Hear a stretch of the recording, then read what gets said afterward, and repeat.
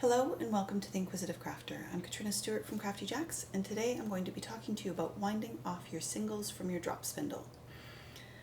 So you only need a couple of things to do this. You need your spindle, you need something to hold your spindle, and you need a little ball. I am fortunate enough that my husband made me this lovely little Kate that I can put my spindle into, but you can absolutely use something as simple as a shoebox where you've got a hole poked into either side and your spindle rests in there and you wind it off from there. I'm just going to pop this in here.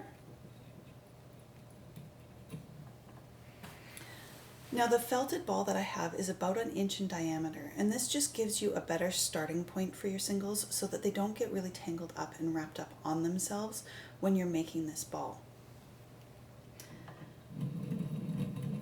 So then all you're going to do is grab your singles and start wrapping. And it's just a matter of simply holding them tight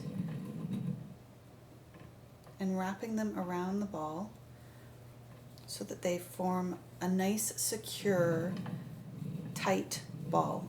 And the reason that you want something tight is so that your singles don't sort of wrap up on themselves, create little knots, anything like that. Those are the things that you're trying to avoid by creating this ball.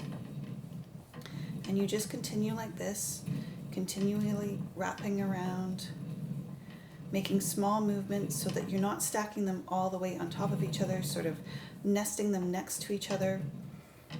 If a spot gets too thick, you just sort of change the direction of the ball and start wrapping again.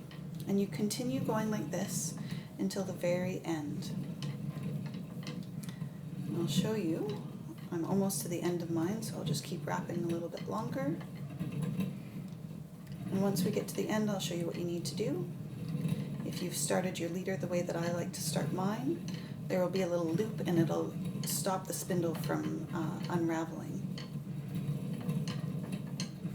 So we just need to get to the end of this.